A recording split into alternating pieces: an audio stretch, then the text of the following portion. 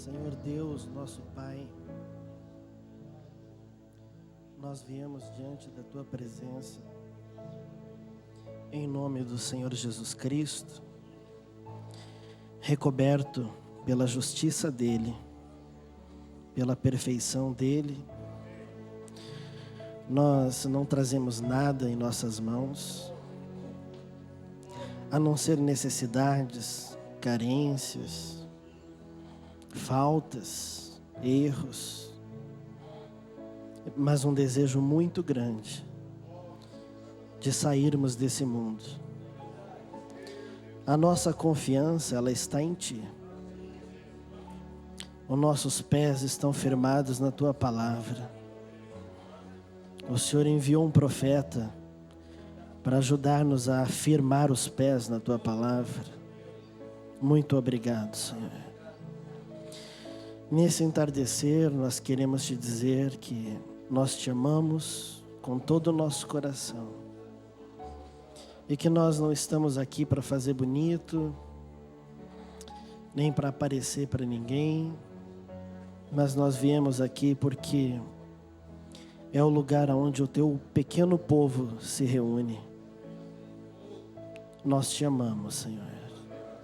Eu Te peço que o Senhor nos abençoe, que o Senhor abençoe a Tua palavra que será ministrada e que o Senhor esteja conosco, como tem estado sempre, em nome do Senhor Jesus Cristo, assim oramos. Vocês podem se assentar. Antes de iniciar a palavra propriamente, eu senti no coração.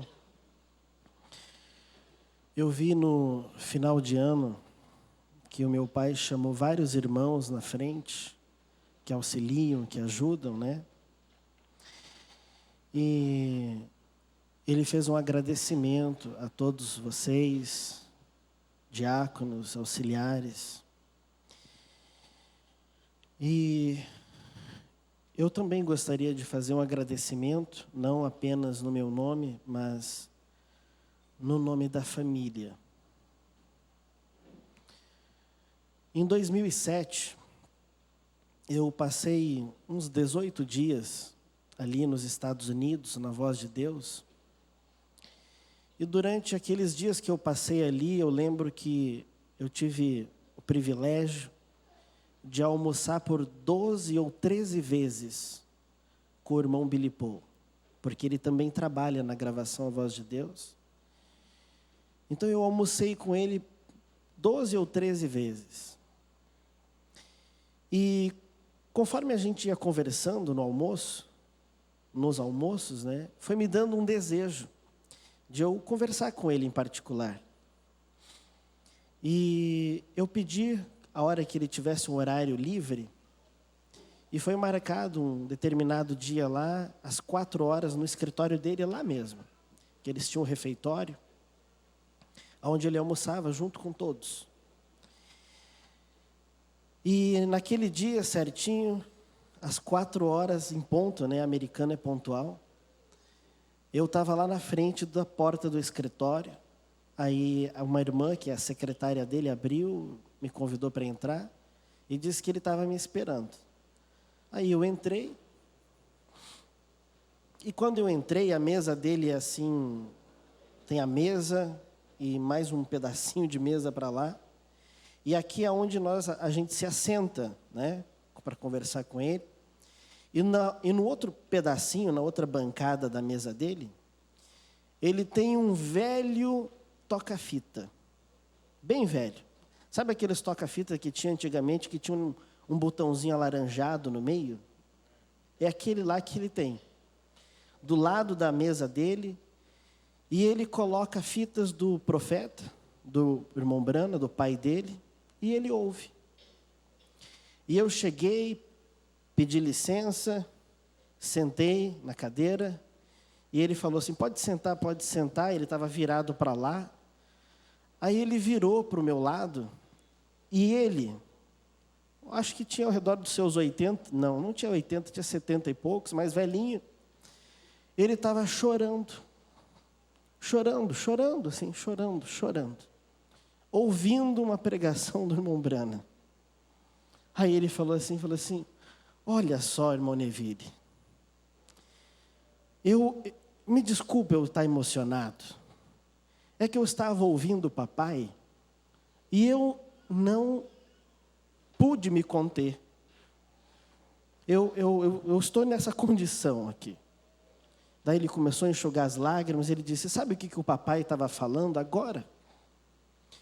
Ele estava falando a meu respeito. Ele estava dizendo que talvez ele não conseguisse ganhar tantas almas e levar o ministério dele aonde alcançou o ministério dele, se não fosse por causa de mim. Se eu não estivesse ao lado dele, ele talvez não estaria ali pregando naquele dia. Aí, ele falou assim, sabe, na hora, eu não me apercebia que eu era tão importante para o papai. Mas eu era importante. E é por isso que eu estou chorando.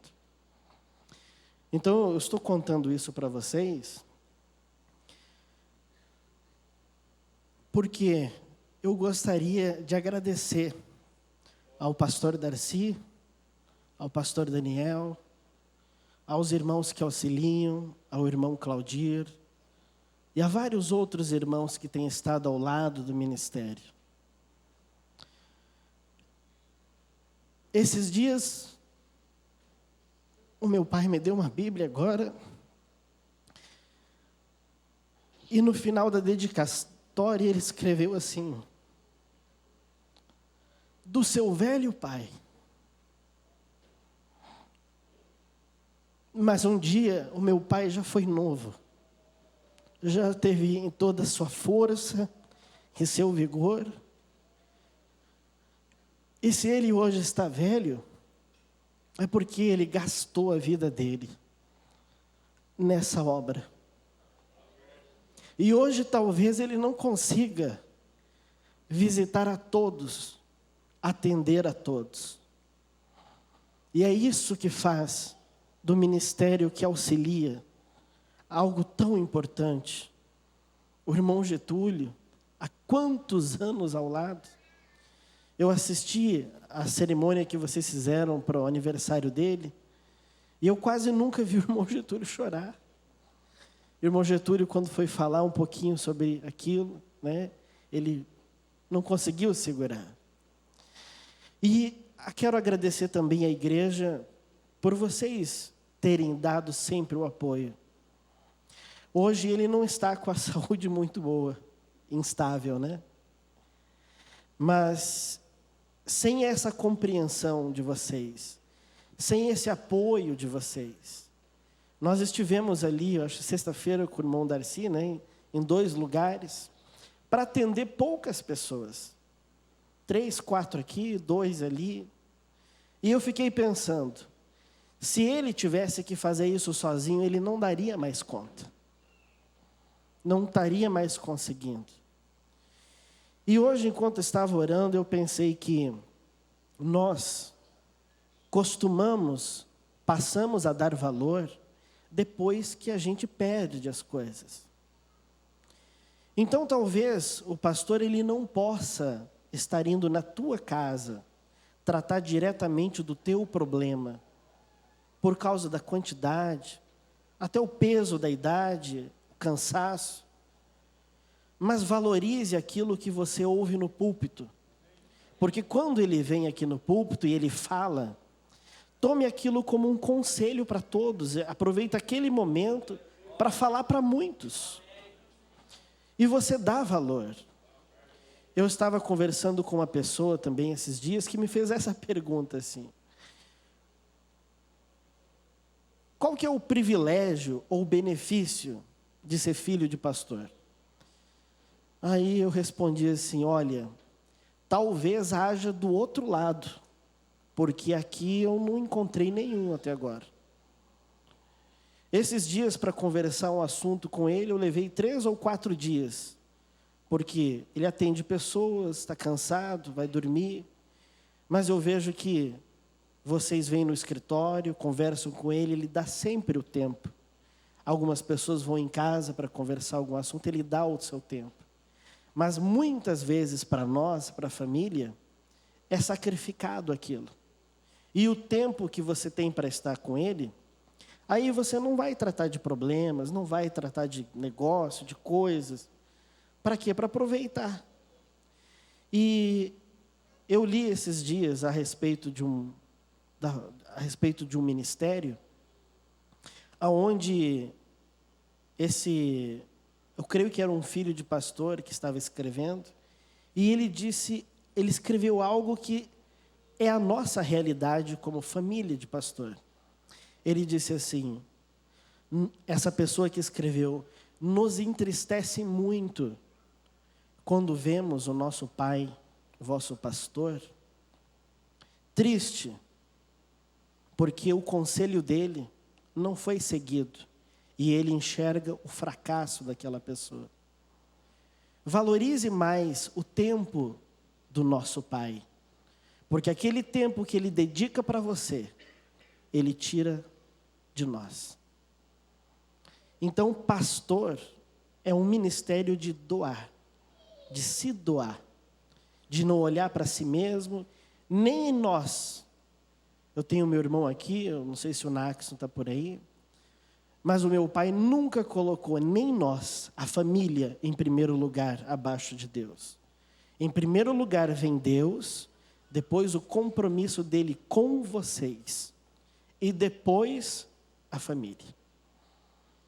Então, eu gostaria de agradecer a vocês que têm estado ajudando ele nesses últimos anos, que têm estado ao lado. Você olha para um lado, você vê um ministério caído. Para o outro lado, outro ministério caído. Você olha ministérios grandes, de renome, envolvidos com doutrinas satânicas. E você vê nós aqui, no canto do Brasil, uma igreja que com altos e baixos, com dificuldade ou sem dificuldade, quando que o nosso Deus tem falhado conosco? Nenhuma vez. Nenhuma vez. E isso nós devemos a Deus e também ao nosso pastor e aos irmãos que auxiliam, que ajudam, que apoiam. E só do outro lado, irmãos, só do outro lado, é que nós vamos entender a dimensão do que é uma palavra de salvação para alguém.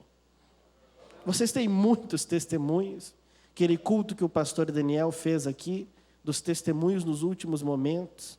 Aquela pessoa do outro lado, ela não vai saber o que fazer contigo, que trouxe ela para essa verdade. Ela vai estar ao redor de ti, te abraçando por Jesus em primeiro lugar e depois você. Agora, eu faço parte de vocês aqui também, né? Então, eu vou dar uma exortadinha, tá? Estavam apresentando os visitantes aqui, e eu estava ali olhando pelaquela janela e eu pensei, uma igreja com tantas pessoas e com tão poucos visitantes. Era de nós estarmos desesperados, similar ao sentimento de Deus, para trazer mais alguém. Se você não sabe pregar, só traz a pessoa.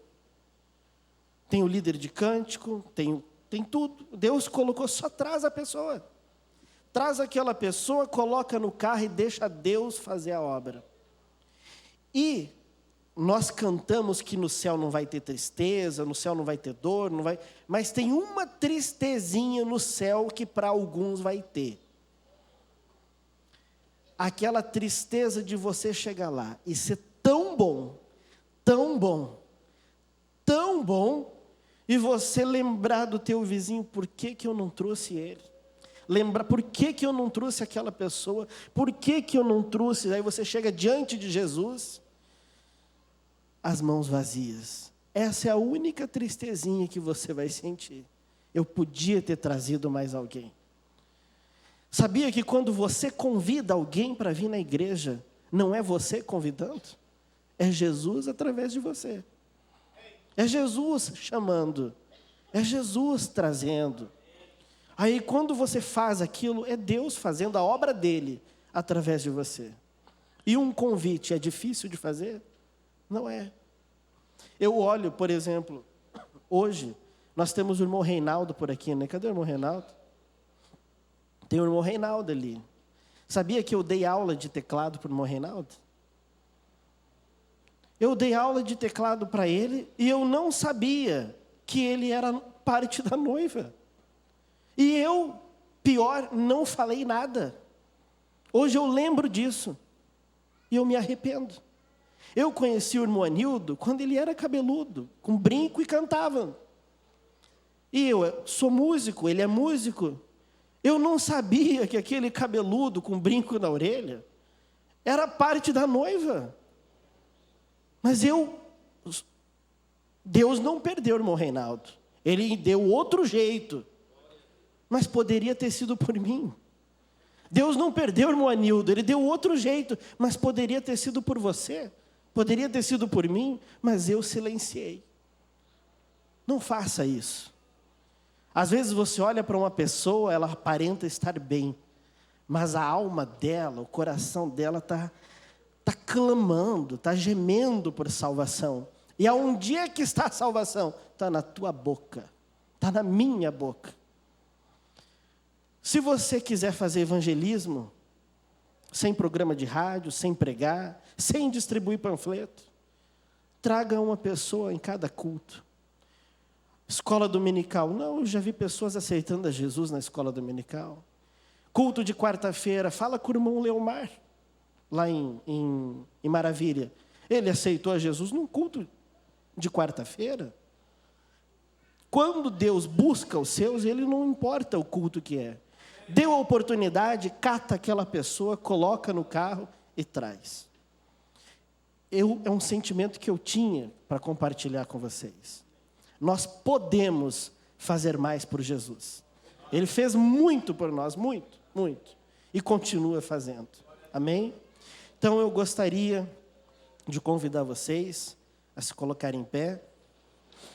Gostaria de chamar o pastor Febrônio aqui. E gostaria de dar uma salva de palmas a Jesus pela vida dele, pela vida dos ministros que auxiliam, e gostaria de convidar também o irmão Getúlio para vir fazer uma oração, daí nós vamos iniciar a parte da palavra.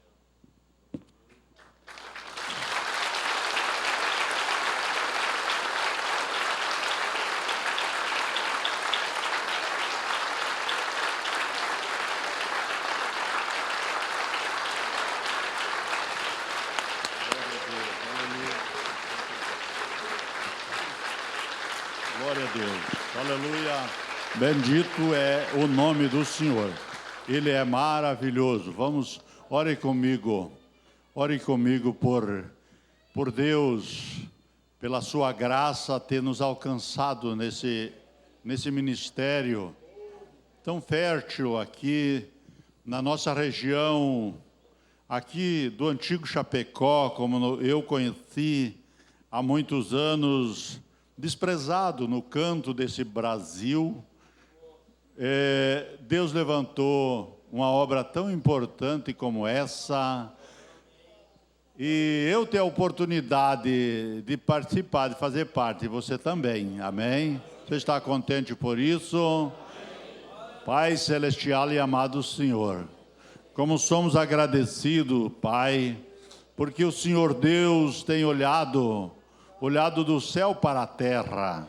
Como diz a tua palavra, o Senhor não viu nem um justo sequer, mas o Senhor viu esta igreja, viu o pastor Febrônio aqui batalhando, Senhor Deus, ano após ano, tempo após tempo, e esse trabalho, ele tem sido um trabalho tão fértil, fecundo. Eu tenho sido testemunha, Senhor, de tantas maravilhas que o Senhor tem feito aqui através deste ministério do pastor Febrônio. Senhor Deus, eu mesmo como jovem ainda levantei a minha mão e eu me lembro, Deus amado, eu me lembro sim muito bem daquele dia que o pastor Febrônio, como evangelista, ele chegou na casa onde eu morava, aqui em Chapecó, no dia 9 de setembro do ano de 1973, e disse: eu sou um obreiro e eu vim para te batizar.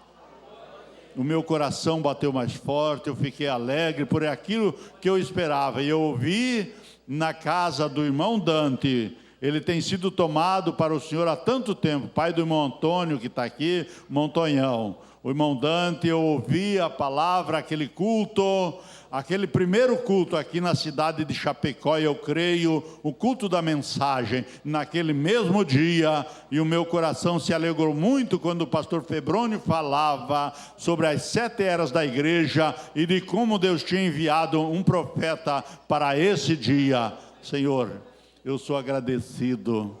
E eu creio sim nessas palavras que ouvimos do filho mais velho, do pastor Febrônio aqui. Naquele dia, nós vamos estar muito alegres, mas sentindo porque não fizemos um pouquinho mais. Ajuda eu a fazer algo mais também. Ajuda meus irmãos, minhas irmãs esforçadas, são homens, mulheres corajosas, são jovens corajosos, são crianças também aqui, Senhor, corajosos. Ajuda eles, ajuda eu, ajuda cada um de nós a fazer algo também pelo reino do Senhor, não para a honra de homem nenhum, mas para a honra e glória do Senhor Jesus, a obra consumada na cruz do Calvário e que nos tem colocado no ministério tão maravilhoso, Senhor Deus, sempre mostrando como aquele farol que ilumina na escuridão, mostrando o caminho para seguir. Aleluia, em nome do Senhor Jesus Cristo. Aleluias, amém, graças a Deus. Deus continue abençoando. Aproveitando que vocês estão em pé, eu gostaria de convidar vocês a abrir as suas Bíblias no livro de São Mateus, capítulo 16, versículo 25.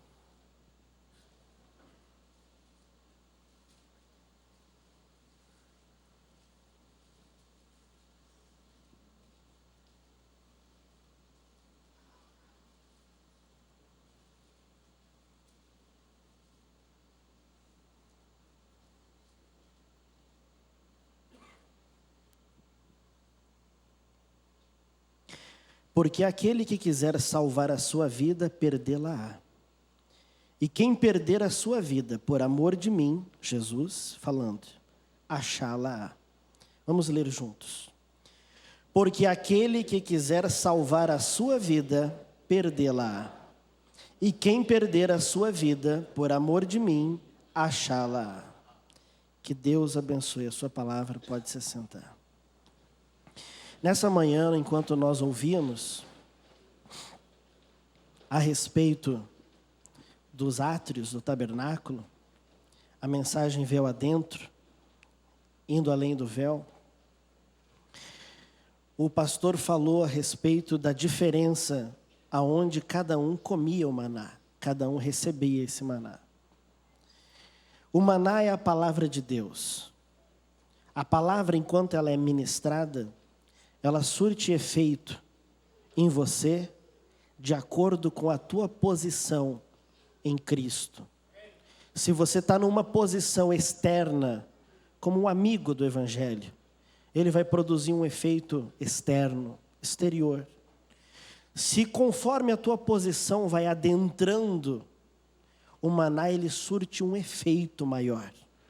Até que aqueles que recebem o maná, a palavra, estando no lugar santíssimo, esse maná não apodrece na segunda-feira, não apodrece na terça, e nem na quarta-feira, ele fica borbulhando dentro da pessoa. E eu gostaria que enquanto vocês estiverem ouvindo a palavra, peça para Deus, Senhor, me ajuda a comer o maná no lugar santíssimo. Me ajuda que essa palavra que eu vou ouvir, ela possa me encontrar em comunhão contigo.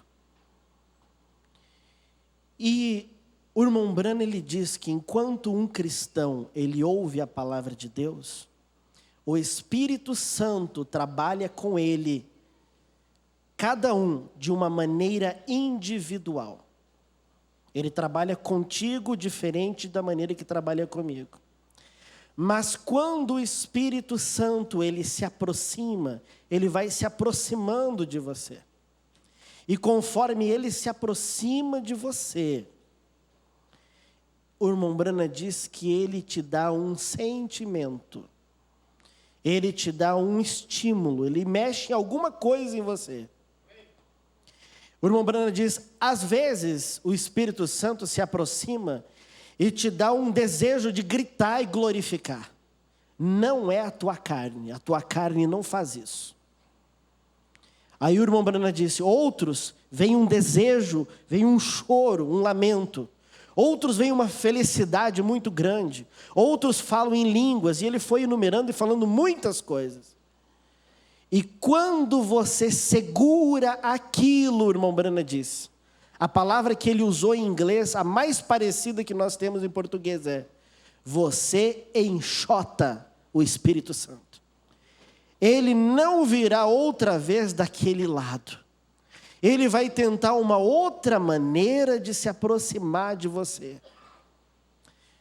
Então nós vamos ouvir a palavra.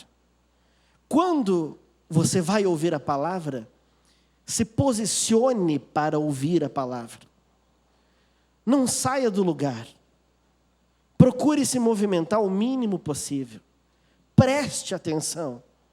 Mas não no Neville, não no pastor Febrônio. Não, fala assim, Senhor, o Deus que falou com Moisés face a face, fale comigo hoje. Aí você se posiciona para ouvir a palavra. O ensinamento de quarta-feira tem outro sabor. O ensino da escola dominical tem outro sabor. A pregação do domingo à noite tem outro sabor. Por quê? O maná é o mesmo, e Corá e Datã não gostavam. Mas Josué e Calebe adoravam aquilo, porque eles estavam posicionados, diferente.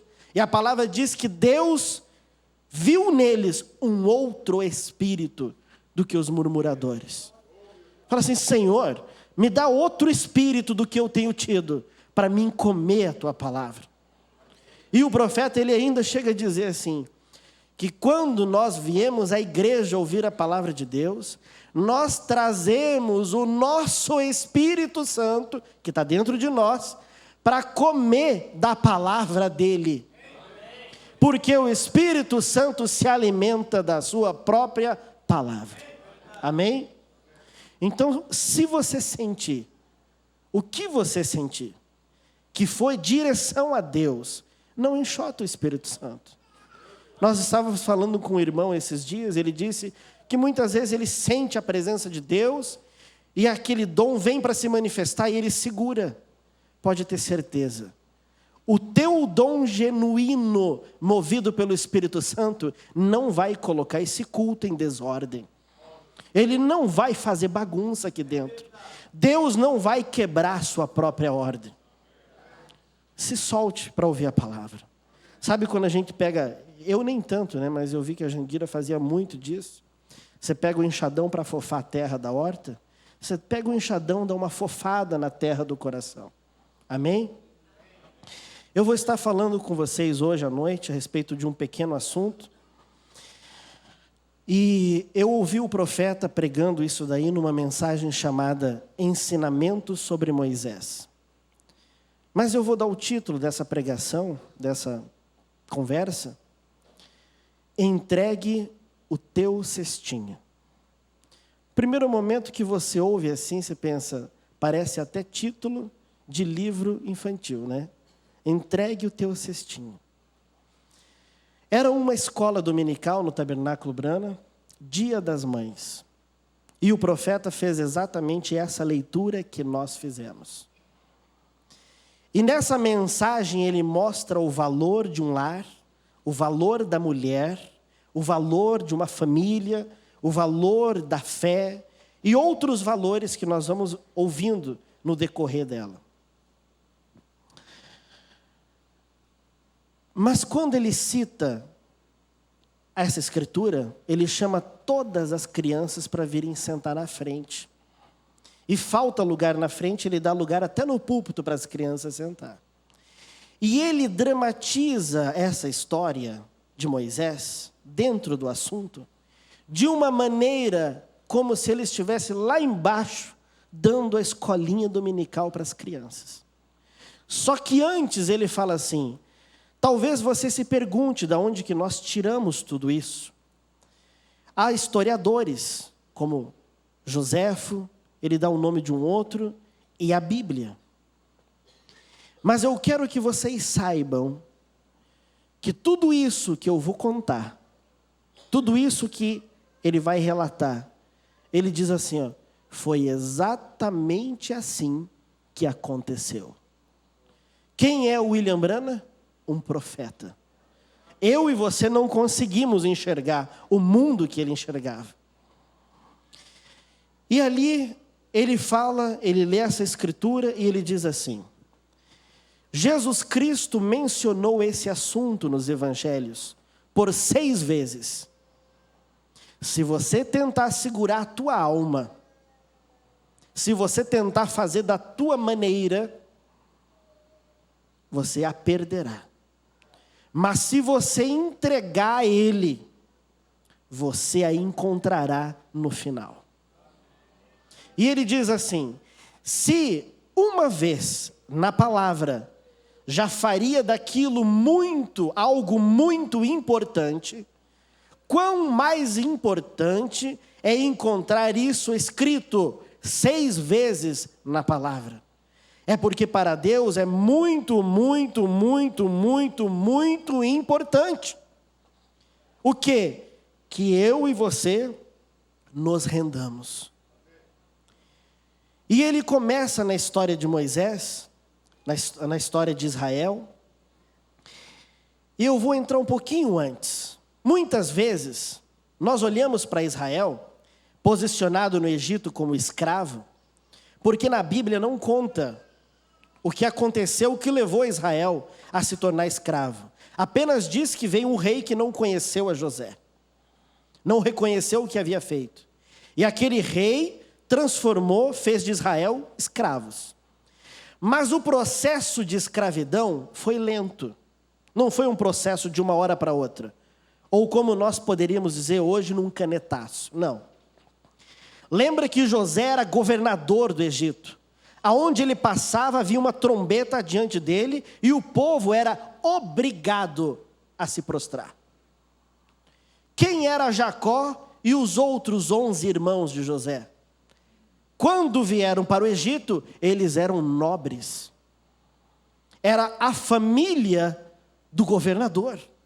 Foi escolhido em Israel a terra mais fértil, a melhor terra para eles. Eles iniciaram como nobres. Mas o que começou a acontecer? Começou a acontecer que a terra do Egito, por mais que eles estivessem se sentindo nobres, não era a terra destino deles. E enquanto você está ouvindo isso, começa a comparar com os dias de hoje e puxa para a tua vida. Por mais que nós estejamos confortáveis hoje, esse mundo não é a nossa terra prometida. E então o que Deus começou a fazer? Deus, ele queria cumprir aquela profecia de arrancar eles dali com mão forte. Mas e como é que você vai fazer para que alguém saia de um lugar confortável? Deus teve que começar a pesar a mão. Por maldade ou crueldade? Não, por bondade. Porque ele queria lhes dar uma nova terra. Uma terra que ele havia prometido a Abraão, a Isaque, a Jacó. Mas Israel era nobre e confortável em Gósen. Aí entrou aquele rei que não conheceu a José. E o processo de escravidão começa como? Como hoje. Começa a cortar os direitos trabalhistas. começa a cortar os privilégios, começa a cortar as coisas. E o negócio foi apertando para Israel. Chegou ao ponto aonde o rei disse assim: agora vocês trabalham 6 dias da semana e 1 dia para mim. Depois, 5 dias vocês trabalham para vocês, 2 dias para mim, 3 dias para mim, 4 dias para mim. Aí o irmão Branham, ele disse que houve o primeiro conselho, porque o rei estava com medo.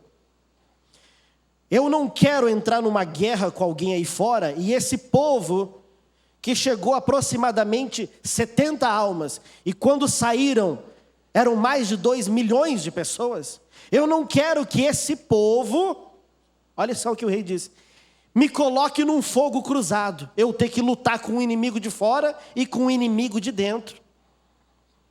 O que nós poderíamos fazer? Aí o irmão Branham, ele disse que se levantou no conselho do rei um conselheiro, magrela. Ele imagina o profeta contando para as crianças, narigudo, e ele disse que aquele ali era o próprio diabo. E ele disse: ó rei, transforme eles em teus escravos.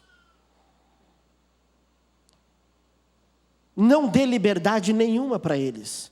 Arranque o conforto deles aqui e segure eles. Porque o rei estava com medo. Mas medo do quê? Estava com medo porque aquele povo se multiplicava muito. E o profeta, ele diz que enquanto uma egípcia tinha 1 filho, 2 filhos, Deus fez as mulheres hebreias tão férteis que elas tinham 12, 14, 20 filhos. Aí você vai falar assim: nossa, irmão Neville, se você olhar e falar assim, com essa visão de hoje você espanta. Mas aí o profeta, ele diz que naquele tempo, quanto mais filhos tivesse, era sinal de bênção. E Faraó estava com medo, e ele disse: olha só, as nossas mulheres têm 1 filho, 2 filhos, e essas hebreias, têm eles as pencas. Mas aquilo tudo, diz o profeta, era o propósito de Deus, porque ele trouxe uma família ao Egito, mas ele queria arrancar do Egito uma nação. Ele não queria tirar um gato pingado lá de dentro, ele queria tirar de lá uma nação. E ele promoveu a fertilidade das hebreias. Você fala assim: mas e isso hoje, irmão Neville? Nós não nos multiplicamos assim em quantidade. A igreja, ela tem um crescimento lento, às vezes devagar em números. Mas compara a tua vida espiritual. Se Deus não tem promovido fertilidade na tua vida espiritual, se ela não tem crescido, se multiplicado, se fortalecido, por quê? Porque Deus, ele quer tirar a sua nação daqui, o seu povo que se identifica com ele. Então ele deu fertilidade a eles. Aí o profeta começa o relato e diz assim: Amrão, pai de Moisés, Moisés ainda não havia nascido. E ali eles haviam transformado os filhos de Israel em escravos. Eles apanhavam, eles morriam, eles choravam, eles não tinham vida. E chega no final da tarde, após o trabalho, na sua pequena casa, Amrão chega ali cansado, diz o profeta, cansado. E ele chega e fala assim: ó Joquebede, eu não quero nem comer agora, apenas me deixe descansar. Eu estou cansado a ponto de morrer. Aí Joquebede pega Arão e Miriam e fala assim: não incomoda o papai, deixa o papai descansar. E ela foi e preparou a janta para ele. E Amrão deitou assim para descansar, todo surrado, batido, vindo de um dia de escravo. E aí ele disse assim, e ela chegou e falou assim: querido, a janta está pronta, vem comer. Aí ele levanta, senta na mesa, come. O profeta diz que ele brinca um pouquinho com as crianças. Logo chega a hora deles dormir. Ele coloca as crianças na cama. E ele fala assim: ó Joquebede, É lamentável a situação do povo. Parece que Jeová nos esqueceu. Sabe o filho daquele nosso conhecido? Ele foi espancado até a morte. Hoje, sabe aquele velhinho? Não suportou o peso da carga e caiu desfalecido. E ele lamentava. E o profeta diz que Deus colocou dentro do coração de Arão um desejo de orar, um desejo de clamar. E ele tinha na casa dele, diz o profeta, um lugarzinho de oração, que era no sótão. Aí nós ouvimos hoje de manhã o esconderijo do crente. Aonde é o esconderijo do crente? Ele e o pai dele. Você e Deus. E ali ele terminou de jantar e falou assim: pode deitar, Joquebede. Eu vou subir um pouquinho para o meu quarto de oração. E eu vou conversar com Jeová. Eu vou contar para ele o que está acontecendo. O nosso Deus, ele não é surdo. Ele não é cego. E o irmão Brana diz que ele subia todas as noites no quarto dele. E ele se ajoelhava ali no sótão e dizia assim: ó Jeová, eu sei que tu és um Deus vivo. Tu és o Deus de Abraão, de Isaac, de Israel. Eu sei que o Senhor não é surdo. O Senhor não é cego. Eu sei que o Senhor que criou a terra, que criou tudo. Lembra que o Senhor deu uma promessa para nós? E nós estamos escravos aqui. O Senhor disse que haveria uma terra aonde nós viveríamos, mas nós estamos aqui escravos. O teu servo José profetizou que tu enviaria um libertador para nós. Ó Jeová, nos liberta. E ele clamava e chorava diante de Deus a sua dor, até cair adormecido. Aí quando Joquebede via que ele não vinha à cama, ela subia, ia lá e via Arão desmaiado, de tanto orar. Irmãos, Deus, ele opera com base naquilo que você permite ele operar. Se você não clama, se você não ora, se você não busca, Deus pode fazer, mas ele fica esperando. Ele fica aguardando você. E ele, muitas vezes, para te estimular, ele permite situações difíceis. Porque Deus tem com você um objetivo, ele tem comigo um objetivo.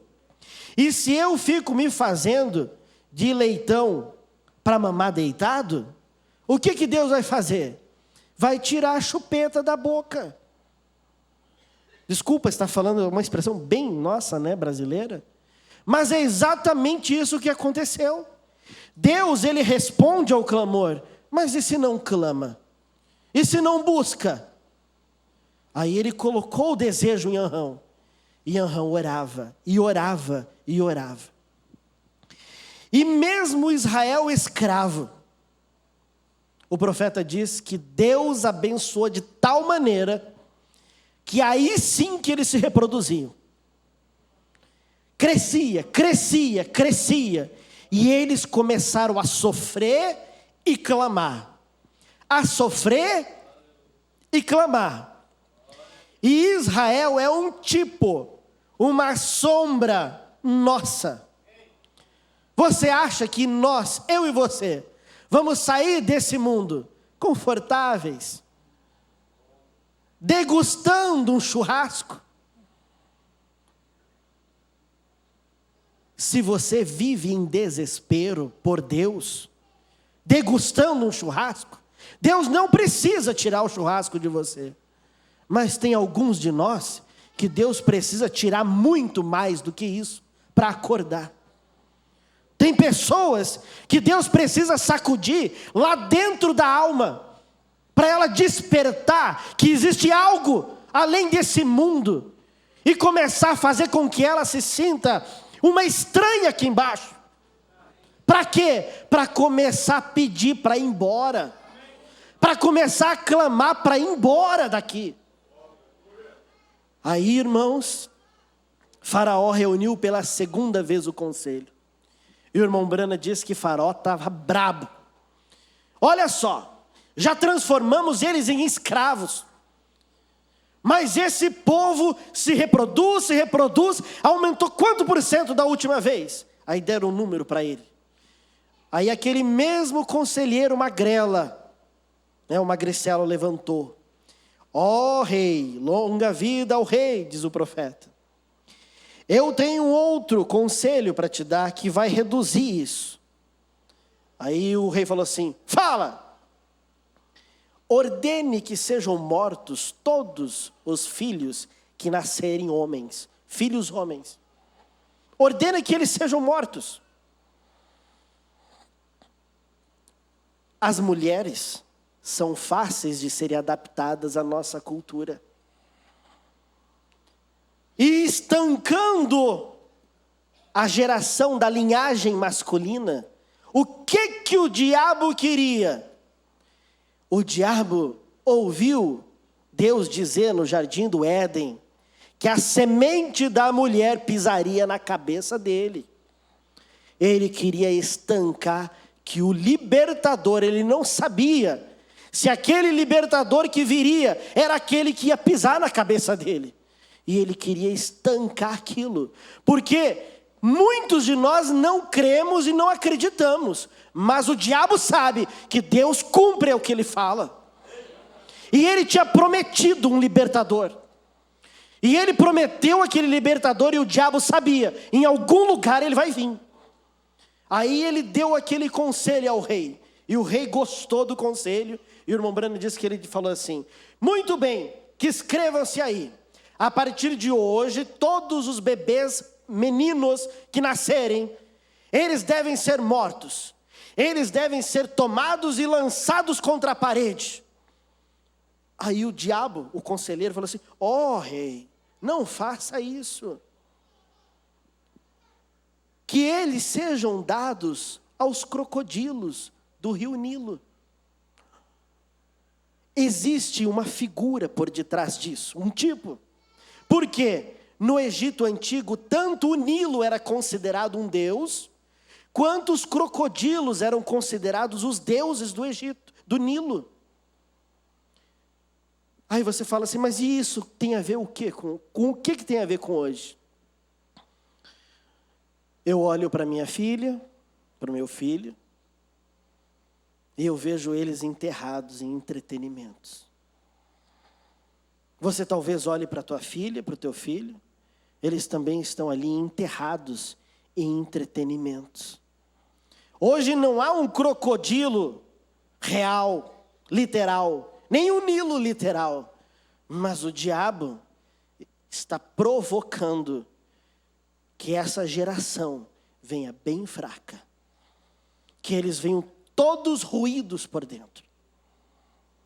E o rei disse aquilo e promulgou a ordem, e aí aquela ordem saiu, aquela lei foi lida, e naquele dia, quando o Anrão chegou em casa, diz o irmão Brana, ele disse assim, ele chegou e falou assim, querida, ele estava pálido a ponto de desmaiar. E ela falou assim, querido, o que houve? Eu falei assim, não posso falar na frente das crianças. Coloque eles para dormir, ajeite eles e eu vou te contar. Quando eles já estavam acomodados, Arão e Miriam, aí Anrão disse assim, querida, você não sabe o que houve. Foi promulgada uma lei. Nós já somos escravos, nós já não valemos nada, somos mercadoria. Mas agora, o escravo ou a escrava que tiver um bebê, homem, vai ser morto. Parece que quanto mais eu oro, pior fica a situação. E começou a bater um desespero. Imagina, e ele começou a lembrar com ela, daquela grávida, daquela outra grávida, daquela outra grávida. Se nascer menino, é tristeza. É dor. Aí ele falou assim: olha, hoje eu não quero nem jantar. Eu vou subir para o meu quartinho de oração. E eu vou falar com Jeová. Para que ele saiba que a situação está ficando pior aqui embaixo. Irmãos, hoje nós já estamos vivendo no tempo e na era e no exato momento quando os nossos filhos estão sendo atirados para os crocodilos. Ou é mentira isso? O diabo atirando eles para onde? Para os crocodilos, para a morte. Talvez não natural, mas espiritual. Aí ele subiu no quarto dele, e ele chegou lá e diz o irmão Branham que ele redobrou o clamor, que ele orava em voz alta, ele dizia: ó Jeová, eu sei que tu não és surdo, não és cego, que o Senhor responde, que o Senhor falou isso com Abraão. E ele foi lembrando a Deus o que Deus já tinha feito, e lembrando a Deus as promessas que ele havia dado. E ele disse: agora esse rei, além de nos fazer escravo, ele condenou à morte todos os nossos bebês, meninos que nascerem. Não te comove o teu coração saber que o teu povo está assim? Nós somos descendência de Abraão, Jeová, lembra? De Isaac, Jeová, lembra? De Israel, Jeová. E ele orava e chorava. E aí então, clamando, o irmão Branham, ele disse que ainda assim, mesmo com essa lei, Israel crescia. Eu fico pensando que talvez eles davam um jeito em alguns, né? Escondiam esse, escondiam aquele, e quando via passava. Mas aí o irmão Branham disse que Faraó notou que eles ainda continuavam um povo forte, e Faraó ficou bravo. E Faraó chamou o conselho dele de novo, e ele estava irado, e disse: já mandei matar os meninos, já fiz isso, já fiz aquilo, nada funciona contra esse povo. Aí aquele mesmo magricela se levantou e disse: ó rei, e ele falou assim: você de novo, já estou cansado do teu conselho, não funciona nada. Aí falou assim: eu tenho mais um conselho e esse vai funcionar. Sabe o que o profeta disse? Que esse terceiro conselho foi o pior conselho que o diabo deu para Faraó. Eu, como um pai, pensava que não podia ter nada pior do que ter um filho meu arrancado de mim. Aí o profeta diz que sabe qual foi esse conselho? Que esse homem chegou lá e disse assim: ó, o que acontece é que os homens vão para o trabalho e as mulheres ficam em casa. Olha o nosso profeta conversando com a igreja dele. Eles chegam cansados do trabalho e elas estão descansadas. Elas pensam as feridas deles, elas cuidam deles, elas refrigeram eles, elas são esposas para seus maridos. E no outro dia, Faraó, ó rei, eles estão firmes e fortes de novo lá no trabalho. E pior, você sabe, isso era um dia das mães, quem é que fica espalhando essa história de libertador? São as mulheres que ficam em casa. Elas pregam o evangelho para essas crianças, e essa história de profecia de libertador não morre. O profeta dando uma indireta para o trabalho, o papel de uma mãe no lar. Ele dizendo que é o papel de uma mãe, ensinar os filhos. Daí ele falou assim: qual é o teu conselho? Fala assim: coloca as mulheres para trabalhar. Se tu colocares elas para trabalhar, no final do dia, ele vai chegar cansado. e ela também. E ela não vai ter tempo de ensinar os seus pequenos a respeito de Jesus. Não vai ter tempo de ensinar eles a respeito do Evangelho. E se você quiser, aí diz o profeta, destruir uma igreja, destruir uma nação, destrua as famílias. E ele disse que aquele foi o pior conselho de Satanás. Pior do que matar os meninos. Porque aquele dali arrancaria a mulher de casa. Aí paramos um pouquinho, igual o profeta parou, e observa se não é exatamente isso que tem acontecido hoje. A necessidade, a crise, o sistema de Faraó tem obrigado as mães a serem também provedoras.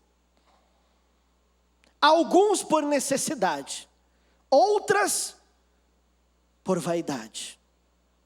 Ou por quererem desenvolver um plano de vida nesse mundo aonde deveriam estar se considerando peregrinos, viajantes, em detrimento da família. E aí o que acontece com o homem e com a mulher quando ela está cansada? Eles não curam as feridas um do outro. Ele chega cansado e ela também. Ninguém casa para se separar. Mas o que começa a acontecer com aquele lar, que era para ser um pedacinho do céu, começa a se transformar num pedaço do inferno. Aí você olha aí para fora, como é no mundo aí fora. Os homens terminam o seu período de expediente, do seu trabalho, para onde que eles vão? Para casa? Não. Está cheio de bares, cheio de lugares para fazer happy hour, aquele momento de descontração. Aí o homem, ele tem a bebida, os amigos, o futebol, o entretenimento ali, para evitar chegar em casa, que chegue mais tarde possível, porque a minha casa não é um céu, é um inferno. Por quê? Porque a esposa saiu do seu lugar. E o homem cai no quê? Nas orgias, na bebedeira, na desilusão da vida. E a mulher? A mulher também. Ela casou com aquele príncipe, né? Como nós já ouvimos. E aquele príncipe, eu acho que foi o pastor Joel que disse, no decorrer da história, virou um sapo. O negócio em casa não está funcionando. Aí ele virou um sapo. Qual é o escape da mulher? É igual ao do homem? Mínima coisa. Ela tem outras linhas que lhe atraem mais e que o diabo explora mais. Aí você sabe o que acontece? Aí o diabo inspira um roteirista da Globo para escrever uma novela.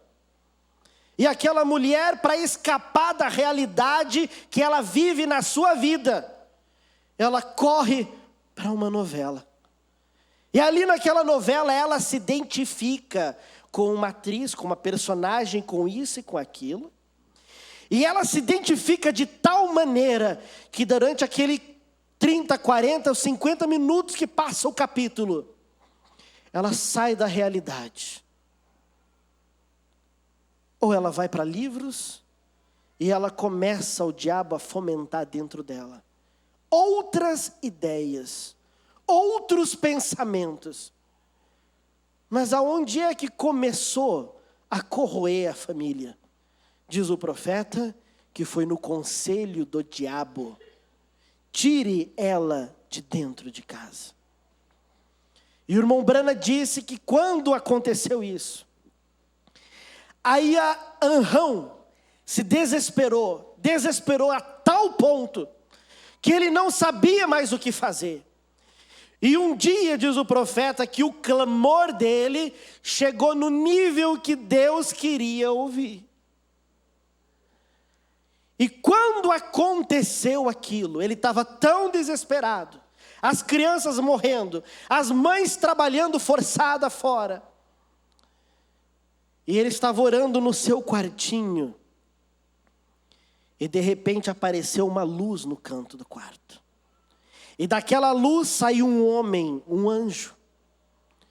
E aquele anjo disse assim: Aham, eu venho da presença de Deus para te dizer que Ele tem ouvido todas as tuas orações. Ele estava ali orando, irmãos. Deus permitiu aquilo, mas Deus tinha um propósito. Deus, ele tinha um alvo, um objetivo. E ali aquele anjo disse: e Jeová te diz que ele não é cego, que ele não é surdo. E o irmão Brana diz: e que ele responde orações. E por causa do teu clamor, você e a tua esposa, em aproximadamente 1 ano a partir de agora, estarão segurando nos braços o libertador. Irmãos, o profeta diz que quando Arão ouviu aquilo, o anjo entrou na luz e desapareceu.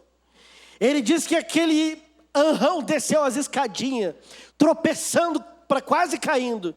Chegou embaixo, onde estava Joquebede, e falou assim: Joquebede, Joquebede, meu amor, eu acabei de ver um anjo.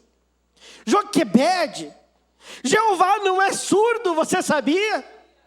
Joquebede, ele está vendo tudo que está acontecendo, mas eu tenho uma notícia para você. Ele disse que eu e você seremos os pais do libertador. Joquebede, o libertador está a caminho. O libertador está a caminho.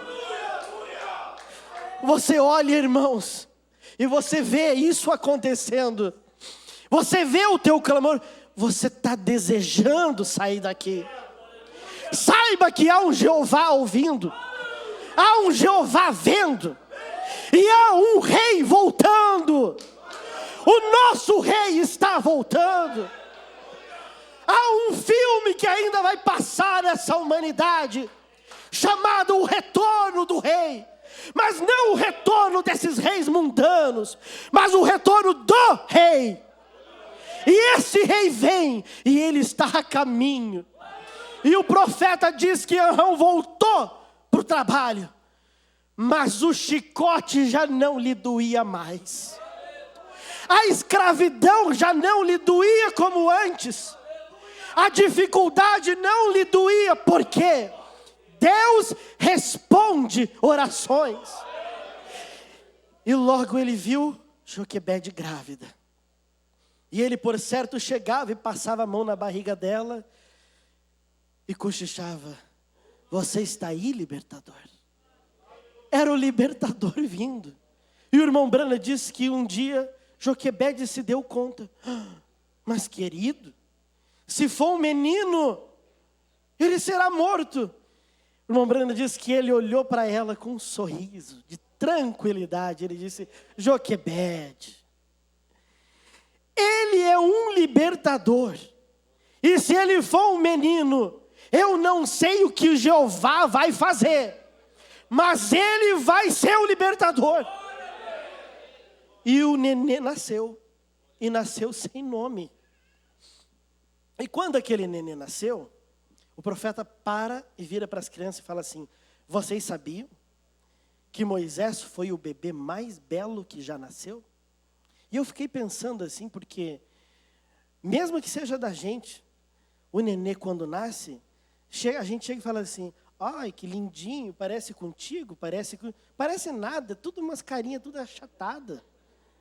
Mas o profeta ele diz assim que aquele bebê era belo, que Moisés ele foi feito formoso,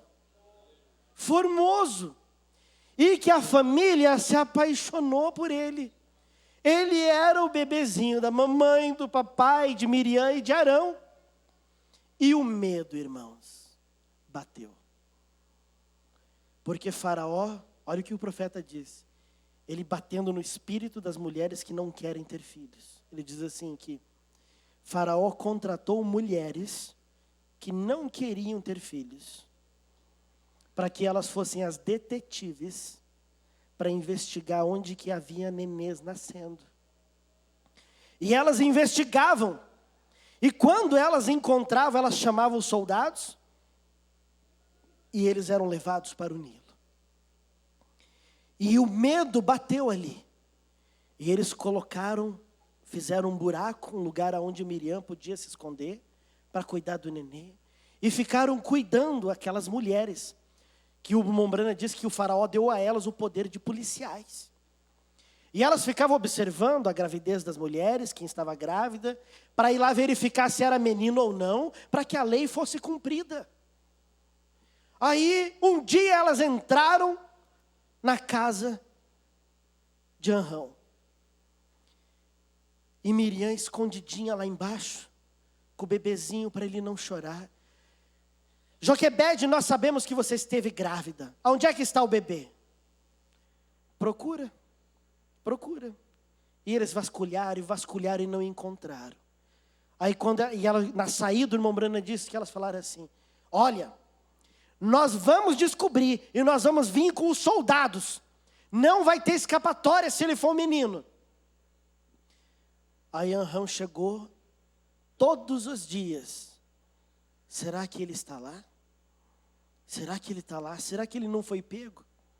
Imagina viver por 3 meses essa angústia. É terrível.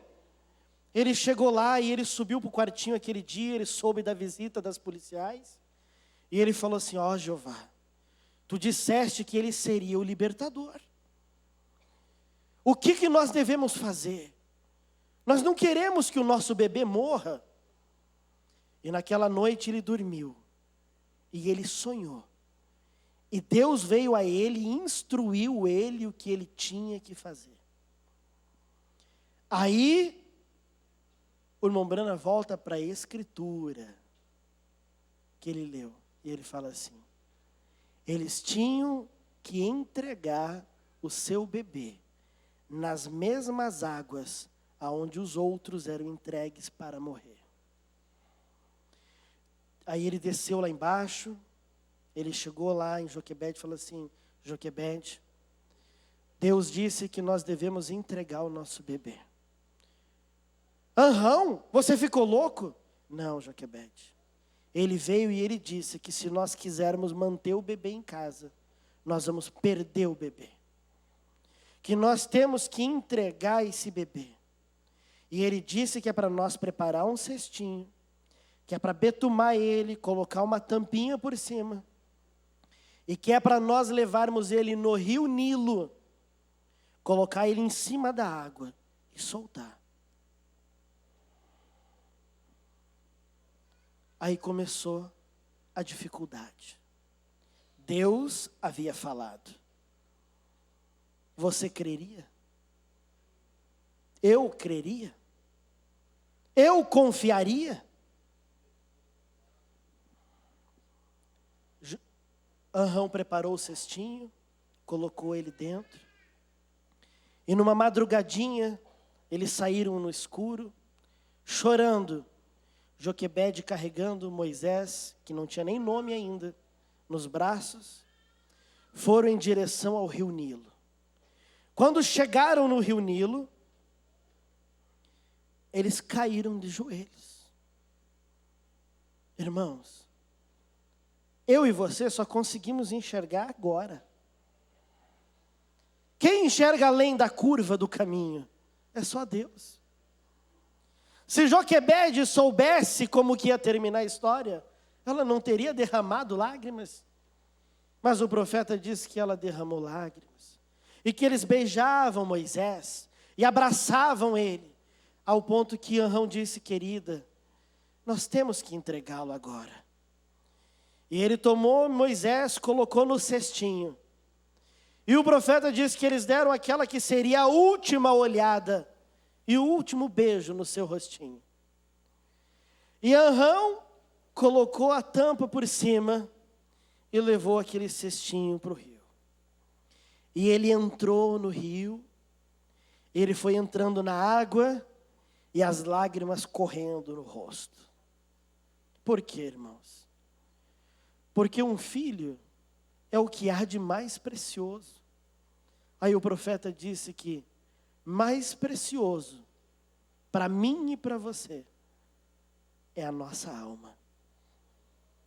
E que é muito difícil nós cedermos lugar a Deus para Ele fazer o que precisa ser feito. Que nós queremos, muitas vezes, conduzir a nossa vida da nossa maneira, do nosso jeito. E que ao final disso, só há perdição. Aí o profeta disse que Arão foi descendo com aquele bebê. E quando a água chegou mais ou menos pela cintura dele, ele chegou ali, colocou o cestinho, e em cima da água, ele empurrou o cestinho. E conforme ele olhando aquele cestinho se afastando dele, no meio das lágrimas, o profeta diz que Arão levantou os braços para cima e falou assim: Jeová, eu tenho cumprido com as tuas instruções. Eu criei na tua palavra. Eu entrego o meu cestinho com o meu tesouro dentro nas tuas mãos. Aí o profeta para e fala assim: você acha que as tuas mãos podem cuidar melhor da tua alma do que as mãos daquele que a gerou? Você acha que você tem mais sabedoria, poder e capacidade de controlar do que ele que gerou? E ele empurrou aquele cestinho. E o cestinho começou a ser tomado pela correnteza do rio. Aí o profeta fala assim: agora, vamos parar um pouquinho e vamos sair daqui de baixo. Eu e você não conseguimos fazer isso. Mas ele, com aquela visão profética, ele conseguia. E ele disse: vamos agora aos céus, bem ali onde está o trono da majestade de Deus. Naquele momento, Deus está assentado em seu trono, olhando para baixo, vendo aquele homem entregar naquele cestinho o que lhe é de mais precioso, obedecendo a sua palavra. E Deus ficou tão feliz que ele sorriu. Tem pessoas que dizem que o amor divino não tem sentimento, mas o nosso profeta diz que Deus é cheio de emoções. Se alguma atitude tua o entristece, há atitudes que alegram o coração dele. E ele diz que Deus olhou lá embaixo, e ele não se conteve, e ele gritou nos céus, e ele disse: Gabriel! E aquele anjo veio voando, e disse: aqui estou, Senhor. Ele queria compartilhar com o anjo o que estava acontecendo aqui embaixo.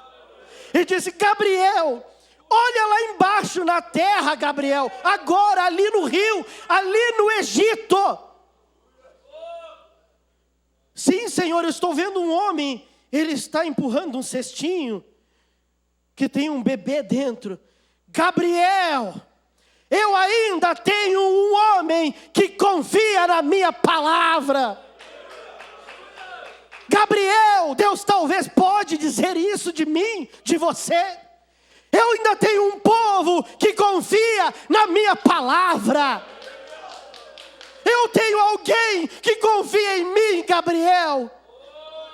Aí você acha que as tuas ações aqui embaixo, elas não repercutem na eternidade?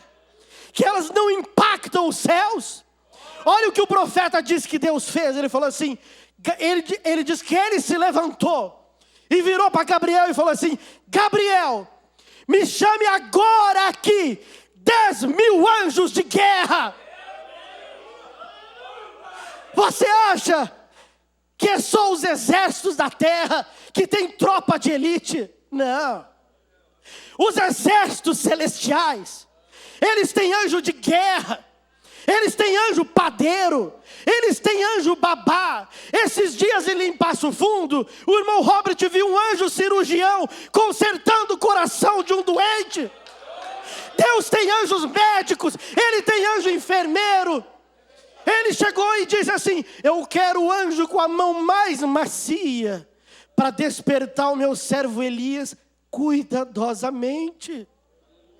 E ele virou e disse: eu quero aqui 10.000 anjos de guerra. E o profeta disse que Gabriel tomou a sua trombeta. E aquela trombeta soou no céu, um alarido de guerra. E chamou 10.000 anjos. E aqueles 10.000 anjos se apresentaram diante de Deus. E Deus deu a ordem e disse: agora eu quero que vocês desçam lá embaixo, aonde está aquele cestinho. Cestinho que foi entregue nas mãos de quem, irmãos? Nas mãos dele. Quando você entrega, não está mais na tua responsabilidade. Você acha que Deus é um homem irresponsável? Quando você entrega, Ele não falha com a responsabilidade dEle. E Ele virou para aqueles anjos e disse: eu quero que vocês desçam agora, ali onde está aquele cestinho, isola aquele cestinho para mim. E diz assim: ninguém toca nele. E o profeta, ele diz que aquele cestinho, aqueles anjos desceram e rodearam o cestinho pelos lados, por cima, por baixo. E que os crocodilos, que sentiam já o cheiro do ser humano, mais um. Eles chegavam ávidos, mais um. Você acha que muitos não tinham colocado em cestinhos? Muitos não tinham tentado alguma coisa? Mas aquele ali, o irmão Brana disse que os crocodilos, eles enxergavam um exército que o olho mortal humano não enxergava. E quando eles chegavam próximo, eles batiam em retirada. Mas algo aconteceu no céu quando os anjos desceram. Deus ali em pé, parecia que ele estava se aprontando para ir em algum lugar. E Gabriel dizia assim: o senhor vai a algum lugar, Senhor? Majestade. E ele disse: sim, Gabriel. Os anjos vão ficar ao redor do cestinho. Eu vou pilotar. Eu sei o endereço. Eu sei aonde esse cestinho vai. Irmãos, existem momentos na nossa vida que eu e você parecemos um barquinho a esmo. Parecemos um cestinho à deriva. Mas nas mãos de quem você colocou o teu cestinho? Nas mãos de quem está a tua alma? Nas mãos de quem está o cestinho que contém o teu maior tesouro?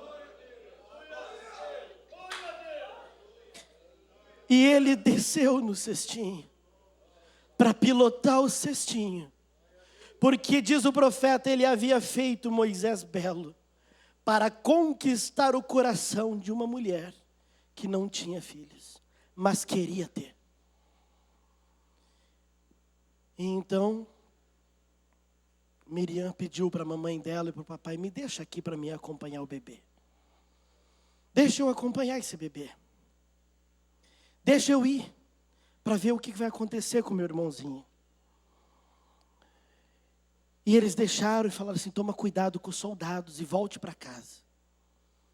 E ela começou a acompanhar aquele cestinho. E o cestinho, rodeado de anjos, com um piloto dentro, ele ia em uma determinada direção. E Miriam ia acompanhando da margem. E de repente o irmão Brana disse que ela chegou em uma parede assim, que ela não podia mais acompanhar. E aquela era a parede dos passos do palácio. Aí o irmão Brana disse que ela teve que sair assim, para circular aquele muro, teve que entrar um pouquinho na água. E quando ela chegou ali, ela foi entrando e ela viu que do outro lado era tudo bonito. Havia flores plantadas, havia uma coisa muito linda ali do outro lado daquele muro. E era para onde o cestinho tinha ido. E parado ali num juncos. Aí o profeta disse que logo Miriam olhou e ali estava vindo uma bela mulher, vestida em trajes reais, acompanhada por soldados e por damas de companhia. Era a filha do faraó. E que Deus havia feito aquele dia especialmente quente, para que ela sentisse desejo de tomar banho no rio, para se refrescar. E quando ela desceu ali no rio, Deus, talvez ele tenha dado uma cutucadinha em Moisés, né? E ele deu aquela choradinha. Aí ele chorou, e aquele ouvido de uma mãe que ainda não era, mas queria ser, ouviu aquele grito de criança. E disse para um soldado, vá buscá-lo. Aonde que é esse choro? Aí o soldado veio, com aquele cestinho nas mãos. E trouxe aquele cestinho e colocou ali, e tirou a tampa. E o irmão Brana diz que quando ela bateu os olhos no rosto de Moisés, foi amor à primeira vista. Ela olhou para ele, amou ele, pegou ele nos braços. E uma dama de companhia disse, minha senhora, sabe, ele é um menino hebreu. O seu pai disse que eles devem ser mortos. Talvez eles tenham lançado no rio assim, para retardar a morte dele. Ela virou para a dama e disse assim, o meu pai pode matar todos os outros, mas nesse aqui, ninguém toca. Esse aqui é meu. Ah, irmãos. Aí a pequena Miriam aproximou, metidinha, diz o profeta. E deu uma pigarreada e falou assim, com licença, senhora. Aí os soldados já se viraram para ver aquela escravinha ali. E ela disse, esse bebê vai precisar de leite. A senhora tem leite para ele? Ela, não. Eu sei alguém que pode dar mamar, pode trabalhar para ti e alimentar o teu filho. O irmão Brano disse que era Deus inspirando Miriam. Aí ele chegou e falou assim, você conhece? Sim. Então vá buscar essa pessoa. Mas espera aí. Para entrar no palácio, tem que ter uma senha. Eu vou te dar a senha para você poder entrar no palácio. Aí o profeta disse que a senha que ela deu para Miriam foi um forcado de feno e meia medida de cevada. Um forcado de feno e meia medida de cevada. Essa era a senha. Com essa senha você chegará até onde eu vou estar esperando com o menino. Traga essa pessoa. E Moisés chorando. E ela não sabia o que fazer e subiu para suas câmeras e ficou ali. E Miriam foi correndo para casa. O irmão Brando disse que ela chegou em casa feliz porque o irmãozinho dela não tinha sido morto. E ela chegou em casa e ela estava tão despreocupada, diz o profeta, que e aí Miriam, o que aconteceu com o bebê? Fala assim, eu já conto, primeiro eu quero comer. E ela só contou depois da mãe dela fazer uma pratada de mingau. Se vocês não olhem para mim assim, o irmão Brano que disse. Só depois dela fazer uma pratada de mingau e ela comer. Daí ela virou para a mãe dela e falou assim, mãe, o nosso bebezinho está no palácio. E tem mais, coloque a tua melhor roupa e faça as malas, porque nós temos que ir para lá. A princesa não sabe o que fazer com ele, mãe. Ela não tem leite. Aí eu disse para ela que eu conhecia alguém que tem leite. Sério, Miriam? Sim, mamãe, vamos? Ela me deu até a senha para nós poder entrar no palácio. Aí, que senha que é? Um forcado de feno e meia medida de cevada. Aí ela disse que ela arrumou rapidinho uma trouxa, colocou as roupas dela. a melhor roupa que tinha, e foram para os portões do palácio. Chegaram nos portões do palácio, irmãos. Imagina, uma menina escrava e uma escrava, vestida de trapo, na frente do palácio do faraó, a maior potência daquele mundo, daquela época. E o irmão Branham disse que ali estavam os guardas com as lanças. E elas foram chegando, e chegando, e chegando, e chegando. E elas chegando, e os guardas olhando para elas, e elas pararam ali, não sabiam o que fazer. Estavam com a senha, mas não sabiam o que fazer. Aí aqueles guardas: o que vocês querem aqui? Aqui não é lugar para escravo. Saiam daqui. Aí elas, bem timidamente, gungunaram assim, né? Murmuraram: um forcado de feno e meia medida de cevada. E o irmão Branham disse que um guarda olhou para o outro: como que essas escravas sabem a senha do palácio? Mas eles eram obrigados a dar passagem. Eles puxaram as lanças, abriram os portões e disseram para as escravas: entre. Qual é a senha que me foi dada? Qual é a senha que foi dada para você? Qual é a senha que você carrega desde o teu batismo, no teu coração, que diante dessa senha, todo joelho um dia, querendo ou não, vai se dobrar? Você carrega essa senha. Você só tem que fazer o quê? Em nome de Jesus Cristo, sai da frente. Eu vou ao encontro do meu filho. Eu vou ao encontro da minha filha. Eu vou ao encontro da minha família. Eu vou ao encontro disso. Sai da frente. E elas viram que a senha funcionou. Sabe por que você não tem fé? Eu também, né? Muitas vezes para algo um pouquinho maior. Porque quando vem a dor de cabeça, a primeira reação nossa é a Neosaldina, a dipirona, é o paracetamol.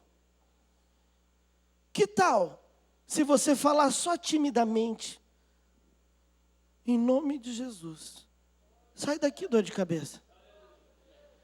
Você vai ver que a senha vai funcionar. Aí o profeta diz que elas chegaram dentro do palácio, tinha outro obstáculo. E eles olharam naquele outro obstáculo. E os guardas não acreditavam como é que elas tinham passado do primeiro. Só que elas estavam mais confiantes. Elas tinham falado a senha e funcionou. Elas chegaram e já falaram mais alto: um forcado de feno e meia medida de cevada. Um guarda olhou para o outro, tiveram que abrir passagem. E ela chegou mais um obstáculo. Aí quando chegou no terceiro, elas já estavam garbosas. Elas já não tinham mais medo de usar a senha. Não importa se é dor de cabeça, dor de dente, câncer ou um morto. Um forcado de feno e meia medida de cevada.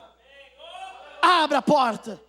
Conforme a tua fé vai crescendo, você vai tendo mais confiança de usar essa senha. Em cada detalhe da tua vida, tu usa ela. E elas chegaram na antecâmara, onde estava a princesa com Moisés chorando no colo. E chorava e ela não sabia o que fazer. Aí anunciaram que elas tinham chegado, até que enfim. E aquela princesa segurando Moisés, amando Moisés, ela começou a fazer uma entrevista de emprego.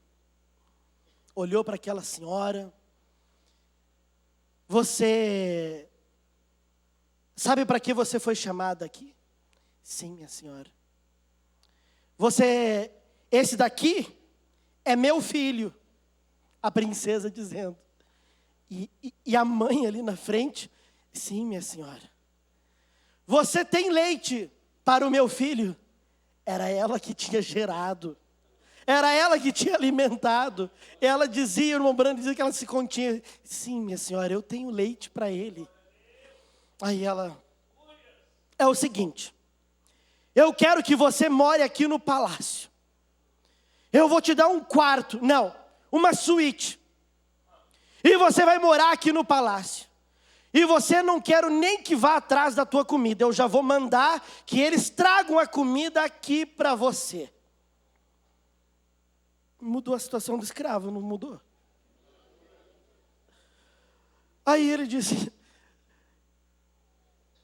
E ela relutando para entregar o menino. Falou assim, você promete que vai cuidar do meu filho? E ela, sim, minha senhora, eu prometo. Aí ela entrega Moisés. E a mãe já começa a se ajustar para amamentar. E ela disse, mais uma coisa. Prometa que não vai deixar ele cair. Mombrana dizendo que ela disse isso. Sim, minha senhora, eu prometo. Então é o seguinte. Ela viu que Moisés se acomodou, já estava começando a mamar no seio da mãe. Aí ela disse, você vai morar aqui e eu vou te dar um salário de $300 por semana. Só que $300 por semana, o ano em que o profeta pregou essa mensagem era o ano de 1956. $300 por semana convertido para reais, com a correção monetária de 56 até o ano passado, que foi quando eu fiz esse cálculo, $300 por semana dá um saláriozinho de R$15 mil por semana. O profeta disse que ela disse, vou te dar $300 por semana. Quantas semanas tem no mês, irmãos? Você conhece alguma mãe que recebe R$60 mil para cuidar do seu próprio filho?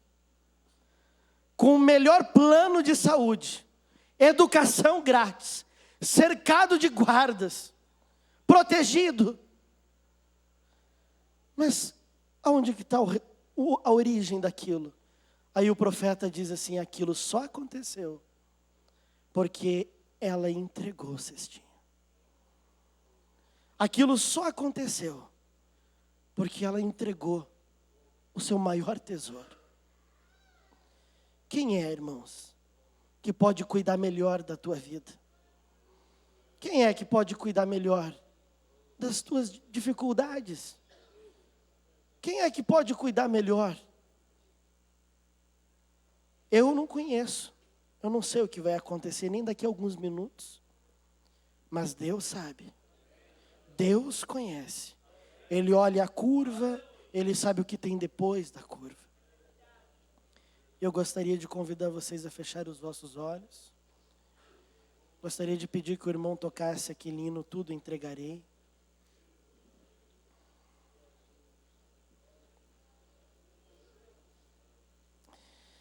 E agora, nesse momento, eu convido você. Faça uma reflexão interna. Você tem entregado o teu cestinho? Talvez você diga, sim, irmão. Quando eu aceitei Jesus, eu entreguei Ele.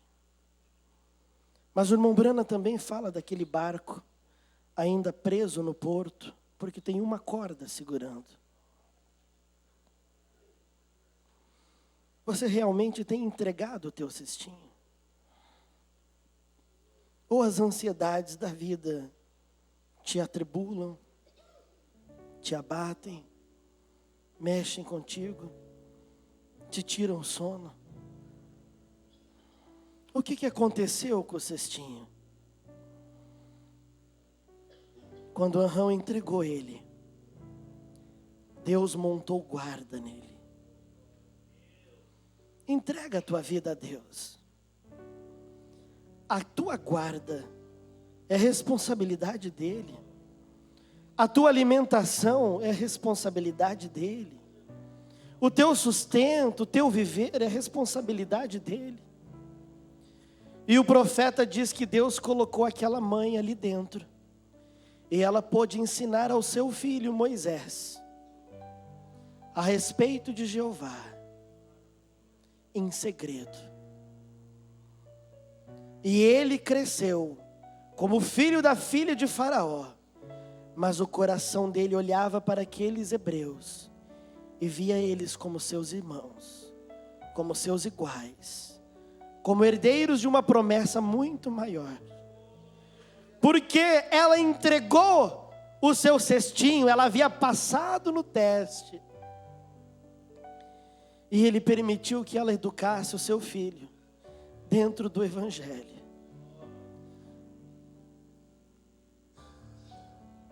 Eu gostaria de convidar você, faça a tua própria oração.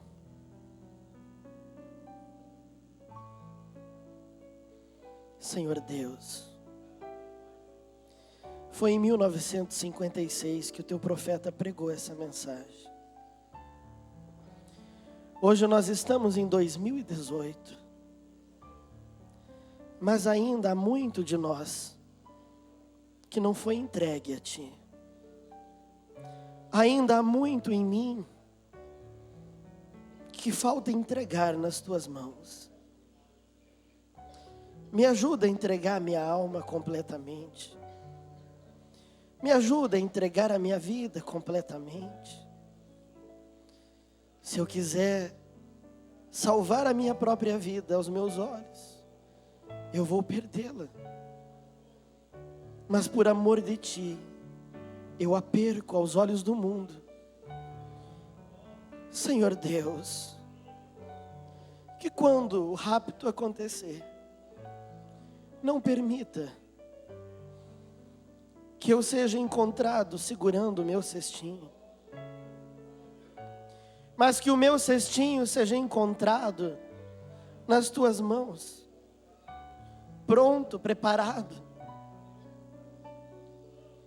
Eu Te peço também pelos meus filhos, pelos meus familiares, pelo meu pai, pela minha mãe, pelos meus irmãos, minhas cunhadas, meus sobrinhos, pelos meus amigos, pelos meus irmãos que estão aqui, pelas minhas irmãs. Nos ajude a entregar o cestinho. Nos ajuda a não reter em nossas mãos aquilo que Tu cuidas melhor. Nos ajude, Pai.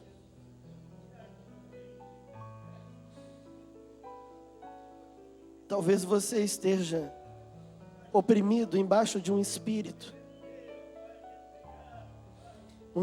de suicídio.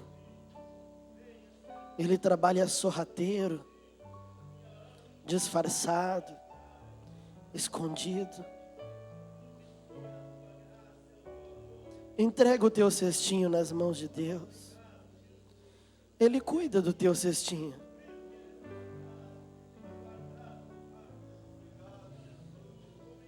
Senhor Jesus, receba o nosso cestinho. Receba outra vez o nosso coração. Receba a nossa alma. Obrigado por ter cuidado de nós até aqui. Não queremos nos apoderar do nosso cestinho. Que ele continue em Tuas mãos. Tu tens cuidado melhor. Tu tens feito melhor. Que as nossas atitudes possam trazer sorrisos ao Teu coração. Que o nosso caminhar possa ser acompanhado de anjos. Eu peço que o Senhor atenda o coração de cada pessoa, de cada um que está aqui. Mantenha os seus olhos fechados e a sua cabeça inclinada. Se o teu coração ele sente de pedir algo a Deus agora, peça a Deus.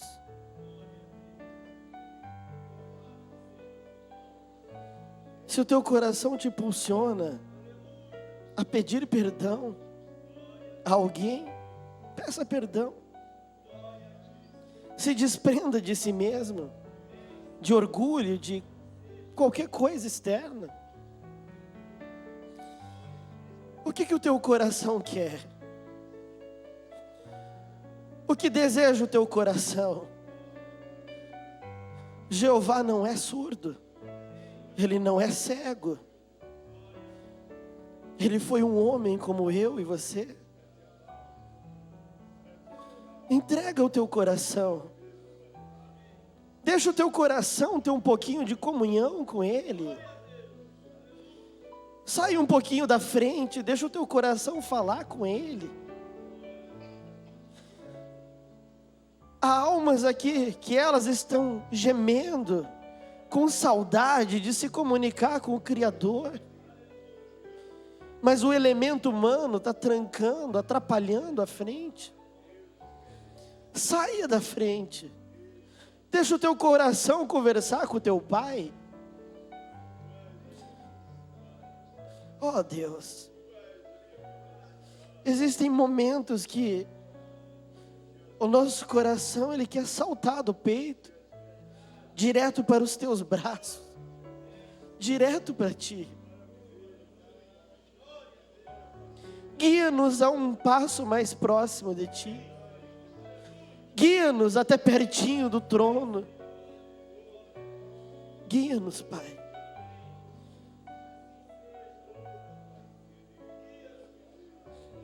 Conversa com o Espírito Santo, irmão. Converse com o Espírito Santo, irmã. A presença dele está aqui. Há anjos aqui.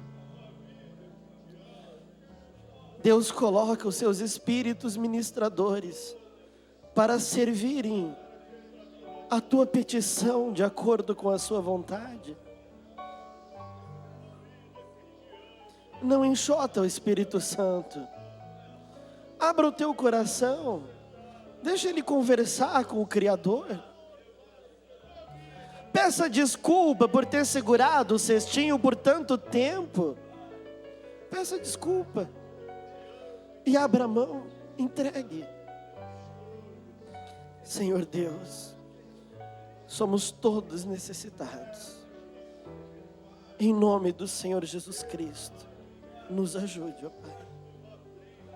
Permaneça com os olhos fechados e a cabeça inclinada em oração, enquanto eu passo ao pastor.